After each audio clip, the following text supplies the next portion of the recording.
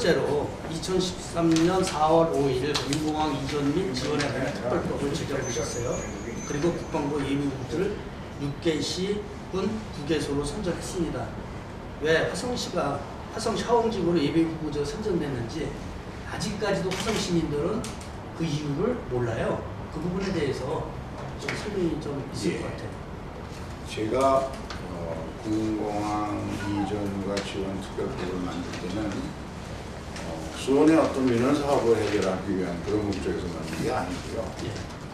우리나라 대도시에 있는 군공항들이 10전200단 뿐만 아니라 대구의 군공항, 또 광주에 있는 군공항 등 인구 100만 이상 도시에 3개가 있는데 전혀 군공항으로서 역할을 못하고 있어요.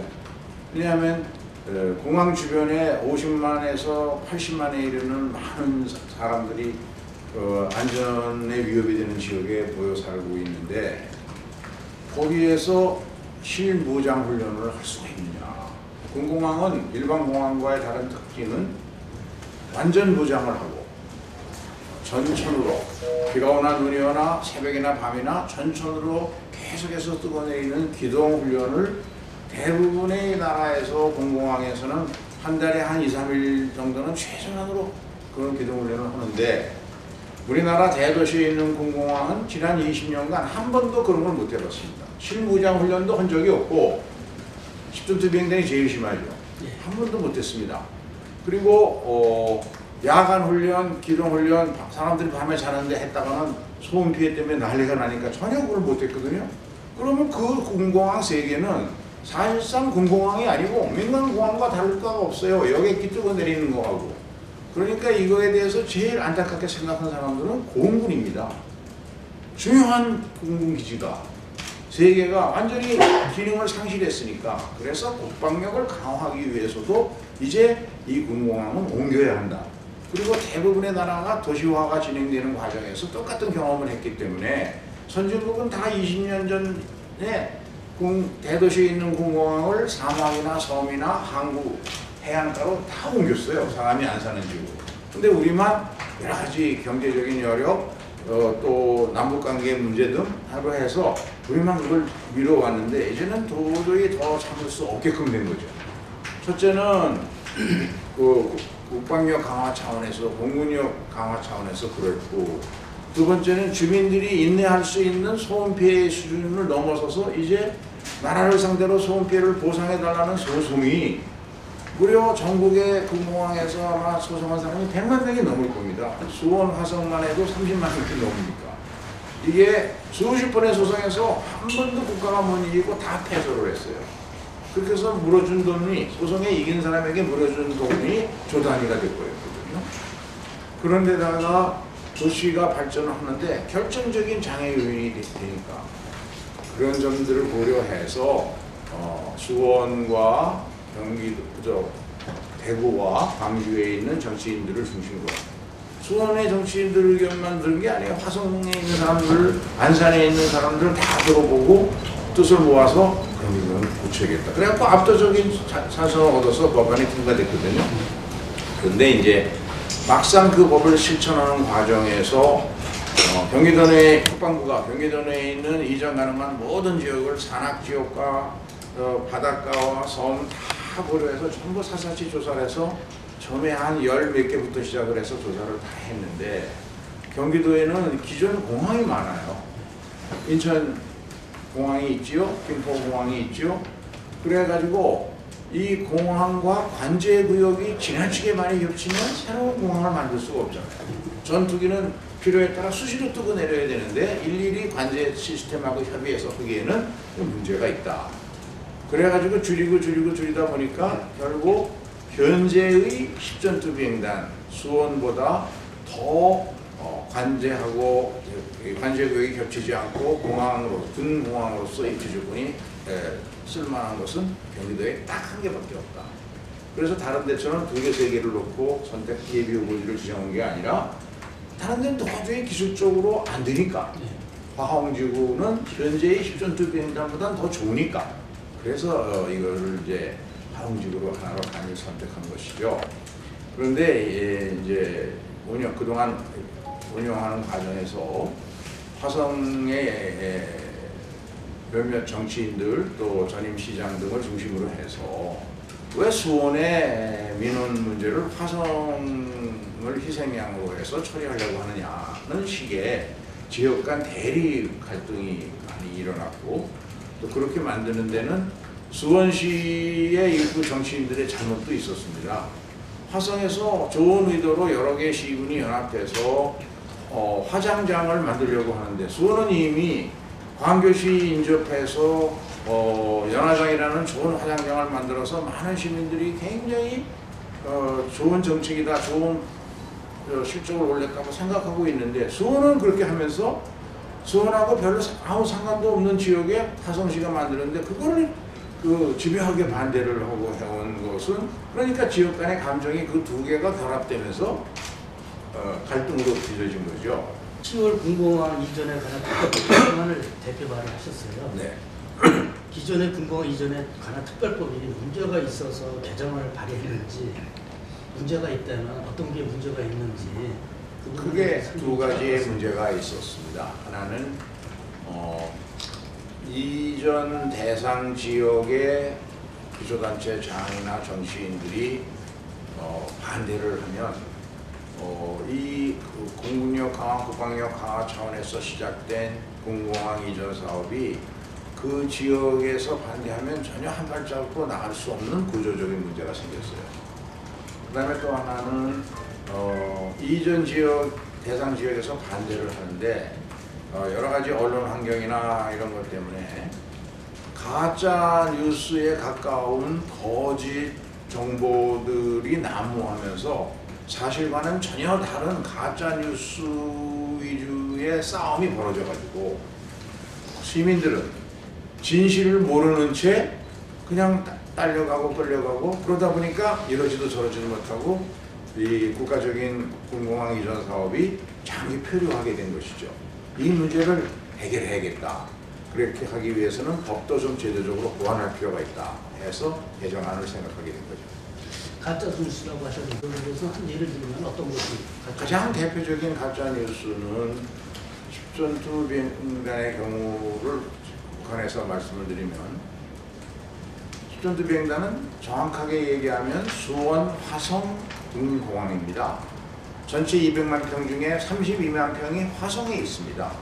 그런데 그 화성 32만 평 속에는 안전 문제 중에서 가장 위험하고 심각한 화약고가 집중 그쪽에 배치되어 있고, 화약고 중에는 열화 우라늄탄이라는 최대의 폭발력을 가지고 방사성 물질도 배출할 수밖에 없는 그런 폭탄이 무려 133만 발이 저장되어 있는데, 이 화약고가 전부 안전거리를 안 지키고 있습니다. 병정과의 인근 주택과의 안전거리, 동탄과의 안전거리도 전부 법 위반이고요. 화약고와 화약고 사이의 안전거리도 전혀 안 지키고 있어서 만일 한 번의 안전사고가 나면 전체가 연쇄 폭발이 되고 엄청난 재앙이 있을 수밖에 없어서, 그 주변에 동탄 1신, 2신 등 40만 주민이 사는 항구적인 주택단지를 만들 때는 이 십전투 비행단의 화약고의 문제를 어떻게 할 거냐는 문제를 선결해서 해결을 하고 도시계획을 세우는 게 맞죠. 그런데 또 화성 정치인들은 그 문제는 완전히 눈 감아버리고, 이것은 수원의 민원을 해결하기 위해서 화성을 희생양으로 쓰려는 것이다. 그러면서 화성이 수원의 쓰레기 처리장이다. 이런 식의 가짜뉴스가 동탄 주민들에게 수원 비행장이라고 그러지 화성에 화약고가 있는 비행장이라는 소리를 아는 동탄 주민이 없을 정도로 완전히 도배를 해버린 게 하나. 두 번째는 십전투 비행장이 이전하고 나면 수원시가 그 이전 부지 200만 평에 동탄을 능가하는 초호합한 아파트를 거기다 집중적으로 지어서 동탄의 주거가치가 떨어질 거다.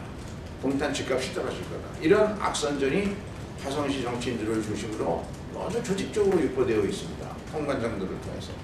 전혀 새빨간 거짓말입니다. 수원시의 십전투 비행단 이전 계획엔 아파트 짓는 계획이 하나도 없습니다.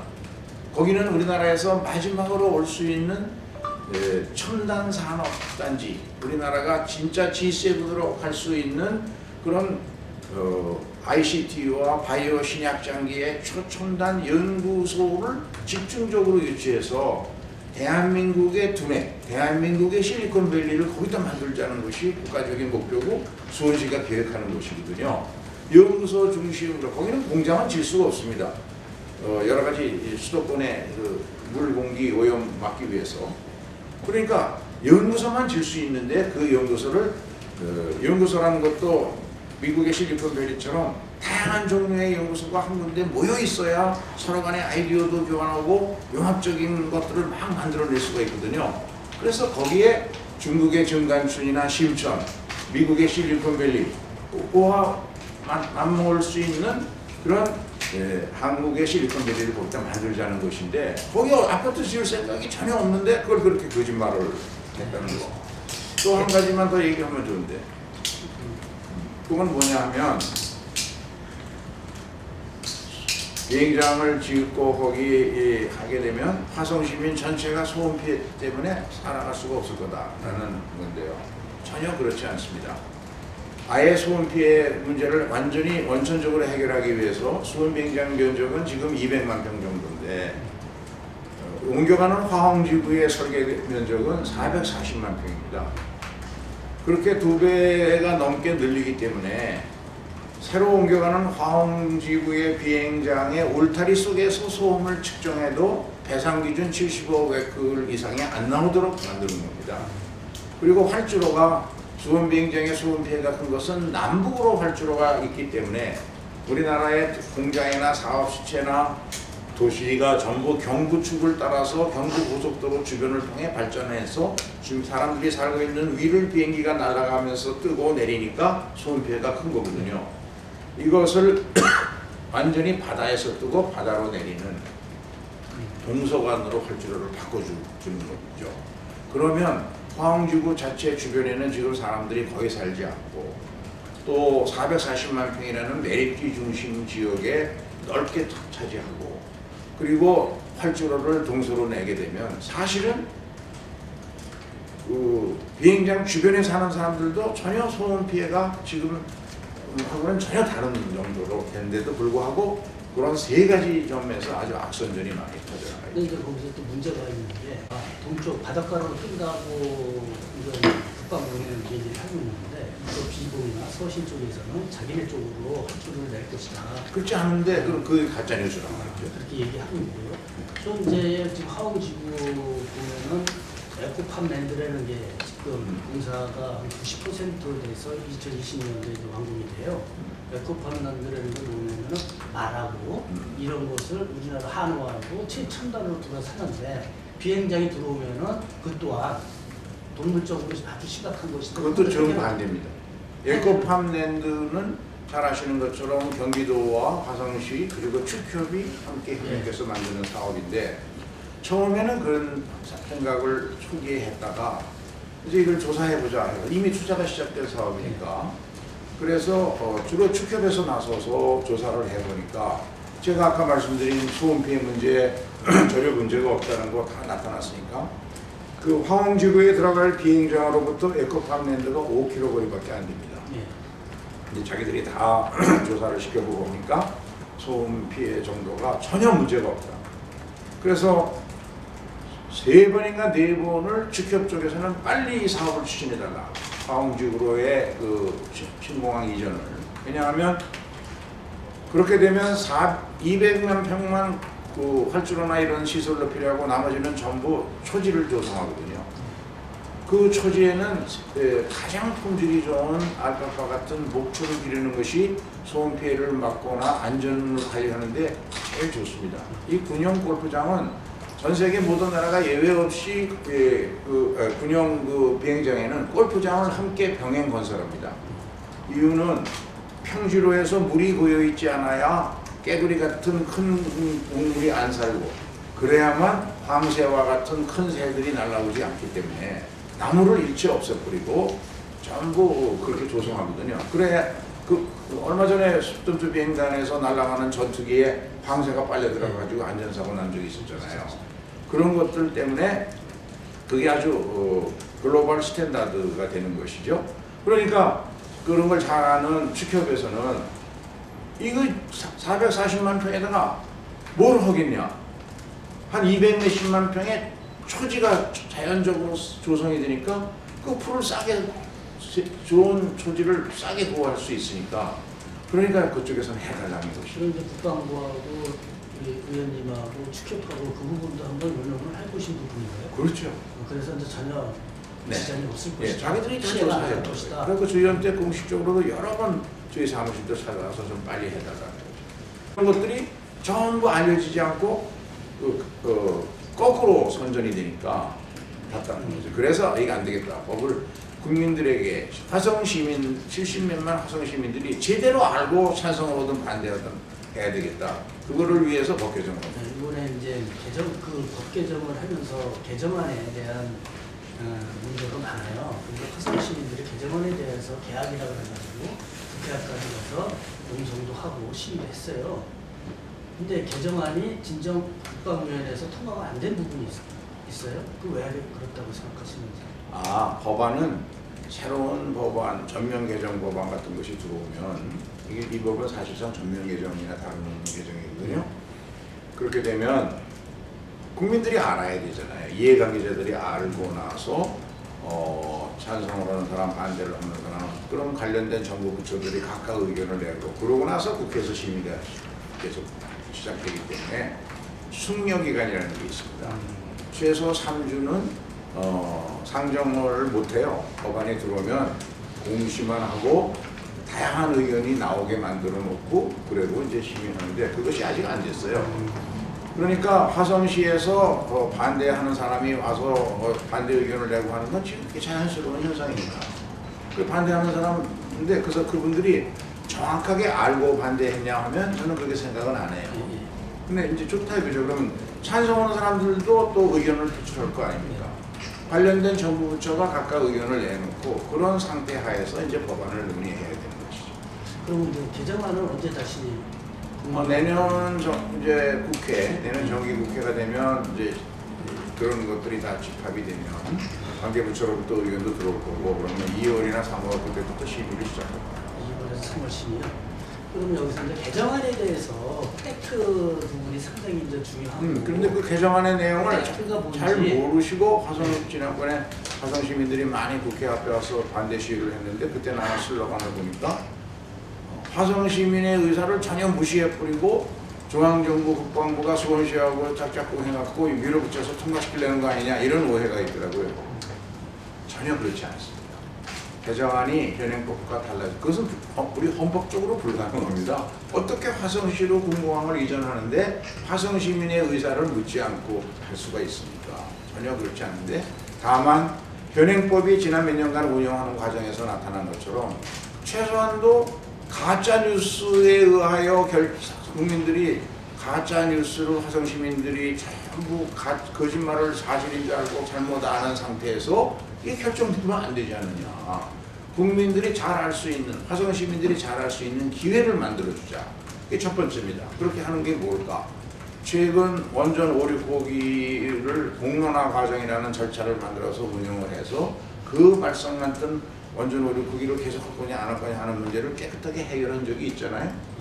그 방법을 쓰자는 겁니다. 원전 오륙호기의 경험을 보면 예를 들면 화성 시민이 한 70만 명 된다 그러면 한 7천 명 정도를 통계조사 기관이 무작위 샘플로 골라서 각계각층을 대표하는 일반 평민 레이맨들이죠. 연령과 저기를 동서남북을 다 통틀어서 다 해서 화성시 전체에서 고르게 해서 그 중에서 본인들이 바빠서 그런 거 못한다고 반대하는 사람이 많겠죠. 그러면 그런 사람들은 이제 또 하고 다시 또 뭐 정리하고 하면 공론화 조사 때 만 몇천 명에서 시작해가지고 마지막에 500 몇십 명의 공론화위원을 선정을 했습니다. 근데 그것은 연령적으로 남녀 성별로 직업별로 전문성 면에서나 다양한 구성, 우리 인구 분포와 같은 그런 구성이 되도록 만들어가지고 공론화위원회를 구성한 거죠. 그럼 화성 시민들 중에서 동탄에 사는 사람, 경점에 사는 사람, 화홍지구에 사는 사람, 서신에 사는 사람 뭐 다 망라해서 한 만여 명부터 시작해가지고 골라내서 그런 거를 화성시와 같이 총리실에 그 구성위원회를 두어서 그 구성위원회로 화성시민의 공무원들이 들어와서 같이 머리를 맞대고 의논해서 그런 걸 만들자는 거죠. 공론화 집단을. 그래서 이 공론화 집단에는 먼저 우리 거기 때 어떻게 했냐면 10전투 비행단 이전에 찬성하는 사람이 국방부라든가 수원시라든가 이런 데서 가서 왜 이전하려고 하느냐, 왜 화홍지구를 골랐느냐, 이전한 뒤에 10전투 비행단은 어떻게 쓸 거냐, 그 다음에 이전하는 화홍지구의 소음 문제는 어떻게 해결하고 거기에 화성시 발전을 위한 추가 지원 계획은 뭘 할 거냐, 이런 등등에 하나요 객관적이고 사실에 입각한 팩트를 갖고 설명을 하고요. 그래서 거짓이 없도록 해야죠. 또 화성시의 시민단체나 화성시의 정치인들이나 반대하는 사람들이 반대하는 논거를 가지고 와서 화홍지구는 안 된다 하는 반대 논거를 다 얘기하고, 그러고 자기들끼리 자체 토론을 여러 차례 하고, 그 다음에 화성시 지역마다 주민들의 의사도 수렴해야 되니까 병점에 가서 시민 토론회 하고, 동탄에 가서도 보고, 조암에 가서도 보고, 서신에 가서도 보고, 사강에 가서도 보고, 이렇게 다 한 다음에 충분히 논의한 다음에 그 500명을 상대로 표결을 해보자는 것이죠. 그러면 500명이 인구에 비례해서 500명을 선출하는 건지, 아니면 지역석의 대표를 갖고 500명을 선출하는 종합적으로 고려해서 샘플을 구성하는 거죠. 종합적으로. 그러니까 인구가 많다고 해서 거기에 대해서 치우쳐서 많은 그 500명 안에 들어있는 게 아니고, 우선 인구가 중요하겠죠. 마지막 결정은 주민투표에 결정하는 거고, 주민투표는 인구에 의해서 결정되는 거니까. 다만 고려 대상으로 삼는 것은 역시 이전에 가는 지역의 대표들이 좀 더 피해의식을 많이 느낄 테니까 좀 더 들어와야 되겠죠. 그리고 다양한 구성을 해서 한두 사람이 좌우하게 하면 안 되죠. 전부 어느 당 무슨 당원들만 들어온다든가 또는 어느 노조만 들어온다든가 이렇게 되면 안 되죠. 그렇게 구성이 이루어지게끔 해서 그런 이제 샘플링 기법들이 있어서 그 국무총리실에서 주관하면서 수원시, 화성시 각 지역의 공직자들, 정치인들이 함께 들어서 서로 의논하고 감시하면서 샘플을 구성하면 되겠죠. 그렇게 해서 그런 과정을 거친 다음에 6월 3개월 내에 그런 구성을 끝내가지고 논의를 한 다음에 그 공론화단에서 두 번째 이제 현행법의 문제점은 이게 한쪽에서 반대를 하면 전혀 진도가 나가지 못하고 1년이 되든 2년이 되든 그냥 질질 끌고 논쟁만 하는 거예요. 그러면 갈등만 증폭되지 나라를 위해서 전혀 도움이 안 돼요. 그래서 이거 시간을 분명히 정해놓고 결론을 내야 되겠다. 그래갖고 공론화 집단이 구성되고 3개월 동안은 그런 활동을 정확하게 한 다음에 일단은 결론을 내자. 공론화 집단에서. 그래갖고 여론조사식 표결을 해가지고 찬성 반대를 분명히 가려서 지금까지 말한 공론화 집단의 모든 논의는 다 고귀합니다. 그래서 그 비밀을 할 이유가 없죠. 국민의 화성시민에게 더 잘할 이유가 목적이니까 아까 말한 찬성 쪽 입장, 반대 쪽 입장, 그 다음에 지역 토론회, 자기들 자체 토론회 전부 공개해가지고 그 시민들이 동시에 잘 알게 하자는 것이죠. 그러면 그 시민들이 인터넷을 통해서 전화를 통해서 다양한 소통 방법을 통해서 공론화위원들에게 자기 의사도 전달할 거 아닙니까? 그리고 공론화위원회 홈페이지를 두면 다양한 홈페이지에 의견이 들어올 거고 이런 걸 모두 종합한 다음에 투표를 하자는 것이죠. 그렇게 해서 거기서 찬성이 나오면, 찬성이 더 많이 나오면 다음 단계로 넘어가자는 거죠. 거기서 반대가 나오면 그 다음 상태에서 중단하는 수밖에 없죠. 그 다음 단계가 뭐냐? 주민투표입니다. 세법에 따르면 지금 주민투표도요 좀 잘못되어 있는데, 주민투표도 그 관련 해당 지자체가 주민투표법 자체가 그렇게 되어 있습니다. 주민투표를 할지 안 할지를 마음대로 결정할 수가 있습니다. 해당 지방자치단체에서.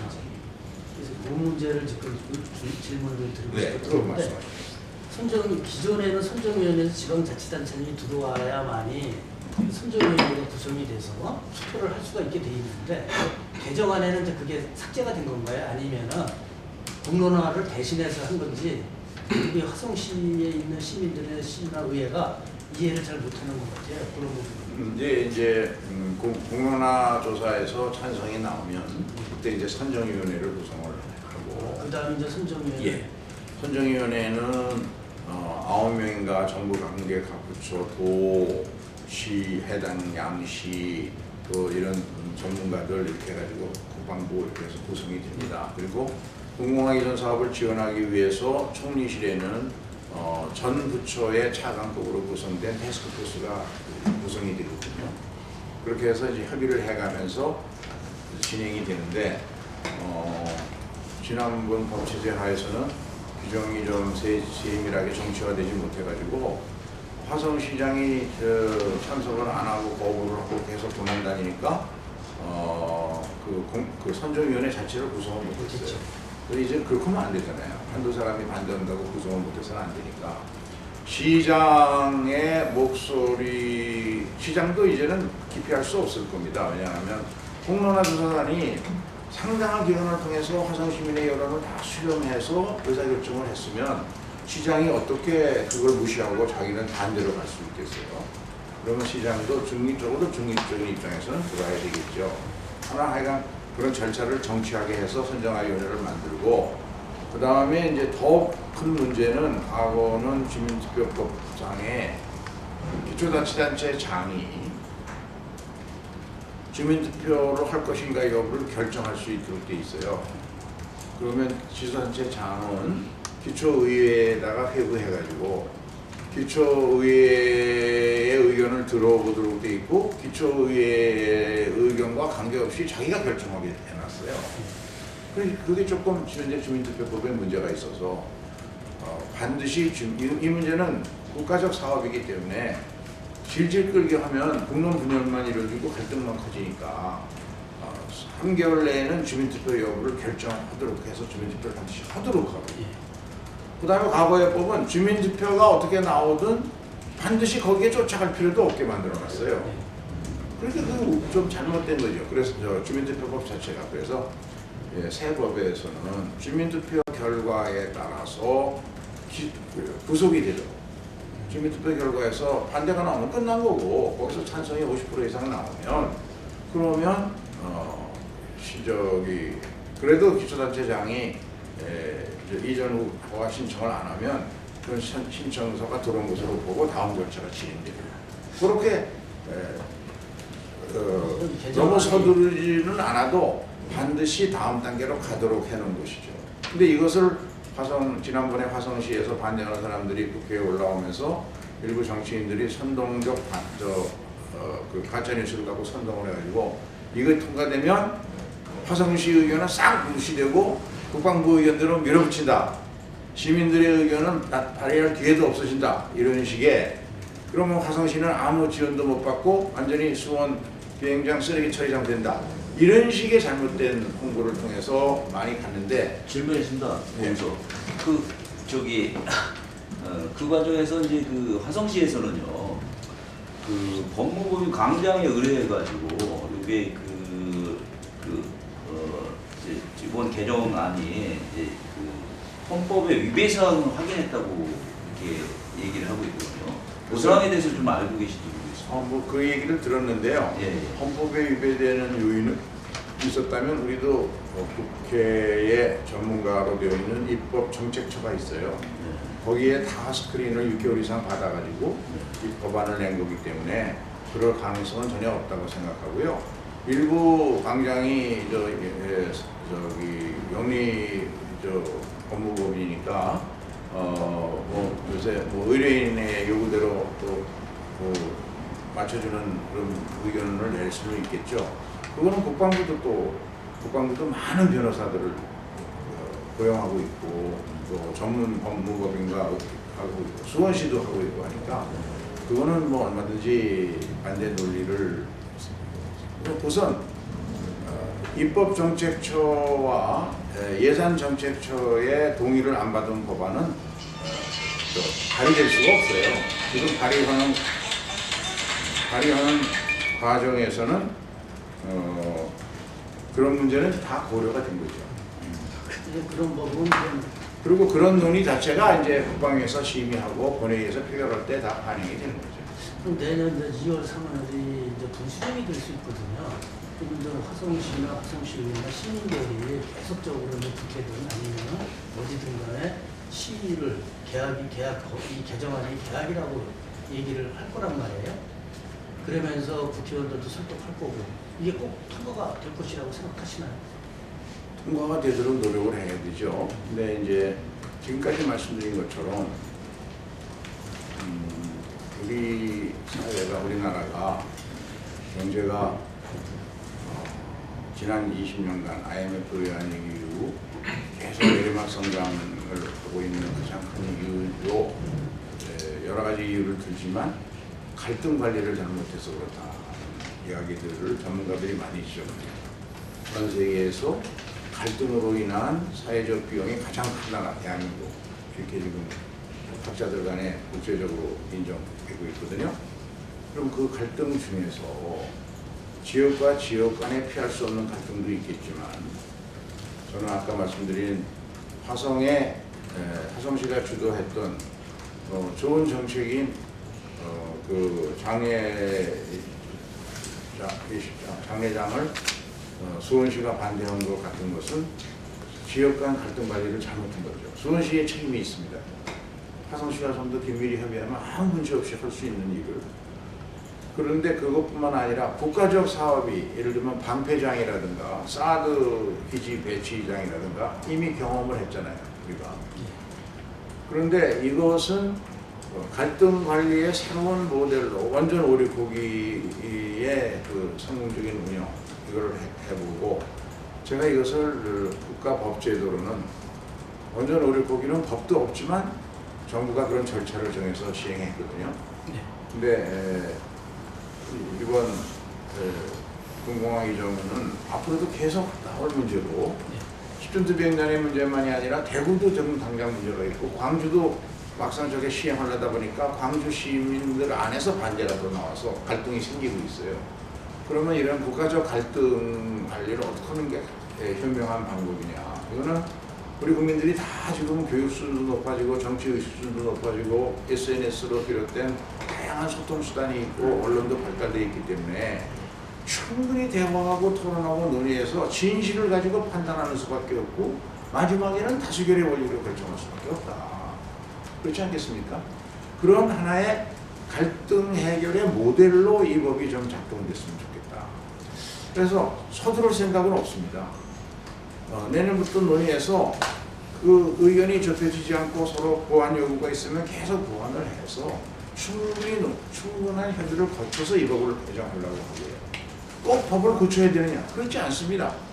화성의 정치인들이 내 말에 어느 정도 수용을 해서 그동안 갈등 관리가 잘못됐다. 수원도 반성하고 화성도 반성하고 그래서 국방부하고 같이 머리를 맞대고 원전 의료국 같은 거 법 만들지 말고 우리끼리 해서 만들자 이럴 수도 있는 거예요. 그러나 이런 법 개정안을 시발로 해서 이 국가적 과제인 군공항 이전 사업을 우리 사회에 팽배한 이 잘못된 갈등 관리를 해결하는 좋은 모델로 만들었으면 좋겠어요. 근데 희망이 보이는 것은 새로 당선된 서철모 화성시장 이 양반은 다양한 경험이 있어요. 정치도 했지만 우선 공군사관학교 출신이에요. 공군에서 영광급인가까지 근무를 하신 분이죠. 그러니까 공군의 사정을 누구보다 설명이 필요 없잖아요. 정확하게 하는 분이고 또 청와대 행정관으로도 근무를 했기 때문에 그런저런 이해가 폭이 넓은 거로 믿는데 제가 듣기에는 처음 되자마자 수원하고 화성하고 오산이 서로 상생협약을 맺어가지고 지역 간에 나타나고 있는 경계 조정이라든가 학군 조정이라든가 오폐물 처리장 문제라든가 이런 것들을 잘 협의해서 상생협약을 하자 하는 협약을 체결한다고 그러더라고요. 그러면 이제 그런 분위기가 만들어지면 법 개정안이 되면 더 좋고 이 법 개정안이 완전하지가 않고 좀 더 보완할 게 있다면 논의해 가면서 상생협약을 맺은 세 기관장들이 머리를 맞대고 의논하면 그것보다 더 좋은 경험을 하는 원전 오류급과 같은 걸 해결해 낼 수 있으면 그 경험을 토대로 법개정하는 거기서 또 발전시키면 되지요. 그런 생각을 갖고 있습니다. 이번도 짤막하게 답변을 해주셨습니다. 남북의 그 화해 무드로 인해서 시민단체에서는 폐쇄 얘기가 솔솔 나오고 있어요. 그 폐쇄에 대한 부분은 국방부나 아니면 다른 데하고 한번 이야기를 나눠본 적은 있으신지? 그것도 화성에서 발언된 가짜뉴스 중에 하나인데요. 작년부터인가 이제 남북 이게 되니까 화성시에서 일부 수전투 비행단은 폐쇄된다 뭐 이런 식의 화성에 불렀어요. 제가 지난번 국정감사에서 신임 국방부 장관은 직전에 합참의장이었거든요. 그래서 군공항 폐쇄는 국방부 장관보다는 합참의장이 직권 사항이기 때문에 신임 국방부 장관 청문 과정부터 물었어요. 그랬더니 전혀 그럴 수가 없다. 그 폐쇄는 원천적으로 안 된다는 얘기죠? 네, 전혀 불가능하다. 또 화성에서 만들어낸 가짜뉴스 중에 미래전 개념에 맞게 전투 비행단은 폐지하고 항공모함을 건설한다. 뭐 이런 소문도 들었는데 그것도 현실적으로 실현 불가능합니다. 전 세계에서 항공모함을 가진 나라가 미국, 러시아, 영국, 프랑스 그리고 중국밖에 없는데 중국이 이제 항공모함 한 척을 운영하고 한 척을 건조하고 있거든요. 그래 이거는 국제 정치 세력 간의 균형이라는 차원에서 우리나라가 남북이 분단되어 있는 상태에서 항공모함을 만들고 뭐 안 한다 이건 불가능하고요. 또 폐지도 불가능. 안 된다는 말씀이시죠? 왜냐하면 십전투 비행단은 실질적으로 우리나라에서 가장 북단에 있는 전투 비행단이고요. 이 기능이 왜 중요하냐 하면 오산 50 미국 공군기지와 결합해서 보안적으로 운영되는 공항입니다. 우리는 지금 앞으로 전략권 한수가 되더라도 공군은 워낙 전 세계에서 미군이 압도적인 공군력을 확보하고 있고 공군이라는 것은 전체적인 레이더망과 정보망 속에서 작전이 추진되어야 되기 때문에 전작권이 우리나라로 넘어오더라도 공군은 미군이 주도합니다. 하고 있고 그런데 오산 비행장이 땅이 좁아서 활주로란 이것을 더 만들 수도 없고 제한되어 있고 그래서 오산의 비행장이 만일 유사시 그 기능을 전략적 기능을 보충하는 것이 십전투 비행단이거든요. 그래서 십전투 비행단의 또 한 가지 입지 조건에서 고려해야 할 것은 오산과 너무 멀면 안 됩니다. 현재의 수건 십전투 비행단은 오산과 17km 이격거리고 화홍지구는 27km 이격거리입니다. 그래서 화홍지구 외에는 다른 대안이 없다고 본인이 판단한 것도 그런 요인도 고려되는 것이죠. 근데 의원님도 폐쇄는 절대 불가능하죠. 불가능하다 이렇게 말씀하시는 거죠. 그리고 그것도 논의 자체가 안 된다. 전혀 논의 대상이 될 수가 없는 거죠. 알겠습니다. 그럼 지금부터 우리 수원화성공사 통합기자단의 기자의 질문을 다 했는데 뭐 나올 게 있나? 그래도 우리 또 궁금한 거 있으니까 네. 좀 질문하실 분 있으면 손 들고. 네, 뉴스판공항 배경 기자입니다. 네. 현재 인천국제공항이나 김포 등의 그 공항은 국내공항 공항 소음 방지법 및 소음 대책 지역으로 법이 정해서 공항 소음 방지법에 따라 공항 인근 지역 주민들에게 소음 피해를 최소화하기 위해서 각종 지원 사업을 펼치고 있다고 합니다. 근데 이제 이 군공항은 예외라고 하는데 이 수원 등 군공항 인근 지역 소음 대책과 지원 방안을 담은 군공항 소음 보호상법이 필요하다는 이런 관련법의 발의를 어떻게 생각하고 계시는지. 이미 저도 참여해서 그런 법안을 대표 발의해서 국방에 기울여 있는 법안이 모두 10개입니다.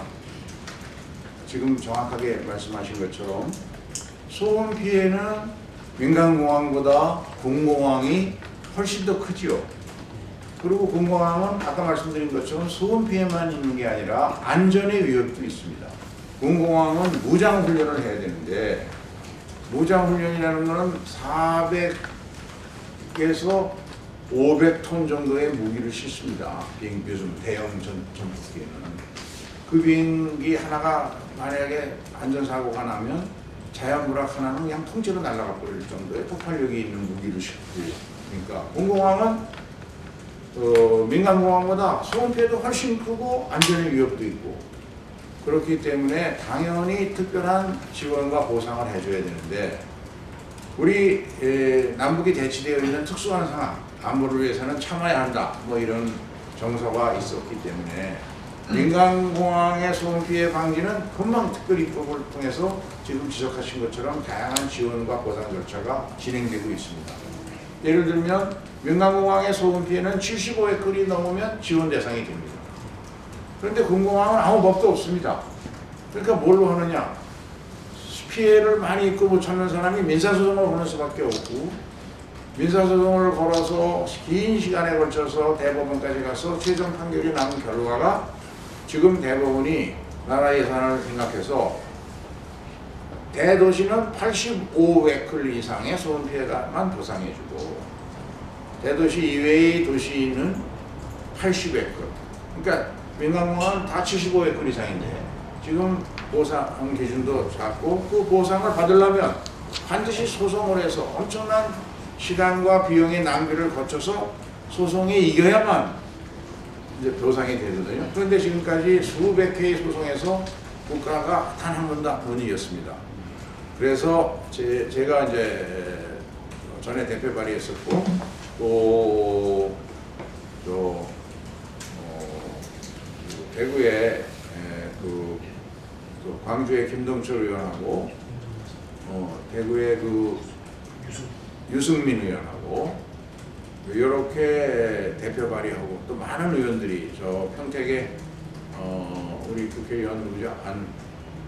평택에 원희철도 대표 발의한 법안이 있고, 조금씩 내용은 다르지만 군공항의 그 보상을 강화하고 하는 특별입법이 필요하다는데 공감대가 만들어졌습니다. 그런데 국방부가 그것이 워낙 포괄 범위가 크고 보상과 이게 예산이 부수되고 하기 때문에 정부의 입장을 고려하지 않고는 입법을 할 수가 없는데, 지난번 그 국회에 제가 법안심의소위에서 그걸 심의를 했는데 아직 국방부가 안을 안 내놓고 있어요. 그거를 내년 6월에까지 내놓겠다 그래서 제가 좀 그 야단을 치고 장관에게도 특별히 요청을 해서 최소한도 늦어도 내년 2월까지는 내놔라. 그래서 내년 2월부터 그 법이 먼저 심의될 겁니다. 그래서 제가 제안하는 방법은 최저 기준 보상 제도를 만들자. 왜 소송에서 이긴 사람만, 국가가 100% 패소한 소송인데 그러면 일정 기준을 만들어서 소송 비용 낭비하지 말고 변호사들만 배불리지 말고 일정 지역의 소음 피해가 큰 사람은 똑같이 다음은 얼마를 지원해 주더라도 지원해 줘야 될 거 아니냐. 그래서 국방부도 동의해서 최저 기준 보상액 제도를 도입할까 합니다. 그러면 85헥클을 지금 대법원이 얘기하니까 좋다. 그럼 85헥클 이상 넘는 지역에 사는 사람은 똑같이 5년마다 한 번씩이든 줘야 될 거 아니야. 왜 소송을 해서 이기는 내려주냐. 그래서 최저 기준 보상을 하고 그거에 만족하지 못해서 다시 더 추가적인 보상을 요구하는 사람은 그 사람은 소송해라. 그렇게 가야 선진국의 일반 모델이, 선진국은 소송과 관계없이 다 그런 보상을 하고 있거든요. 근데 그동안 너무 이 법이 제정이 안 된 이유가 의원들이 욕심을 부려가지고 전액 2주 보상 제도를 도입을 하고자 했습니다. 그러니까 예를 들면 스튜던트 비행단 주변에 사는 사람들은 본인이 원하면 이사 비용을 전부 나라 예산으로 주라는 거거든요. 그러면 1년에 최소 2주씩 한 비행단마다 들어갑니다. 그러긴 말이 안 되죠. 그건 실현 불가능한 거니까. 그래서 제가 의원들한테 권해서 그건 실천 불가능한 입법을 어렵게 만들어냈으니까 그건 다 빼라. 현실적이 아니지 않느냐.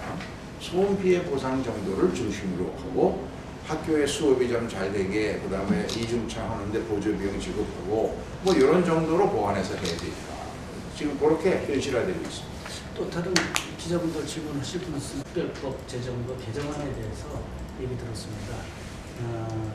말씀 잘 들었고요. 앞으로도 좋은 결과가 있길 바라겠습니다. 제가 마지막으로 한 말씀 드립니다. 한 말씀. 지금까지 대도시 분공항 이전 특별법 개정안을 낸 이유와 또 앞으로 처리 방향에 관해서 나올 수 있는 모든 얘기가 다 나온 것 같습니다. 그런데 이 논의를 듣는 시민들께서 인터넷을 통해서 보시는 시민들께서 저는 좀 더 적극적으로 토론에 참여해 주셨으면 좋겠습니다. 이게 사실은 남의 일이 아니고 전부 수원시민, 하성시민, 시민들의 그 삶의 질을 높이기 위해서 꼭 필요한 거거든요.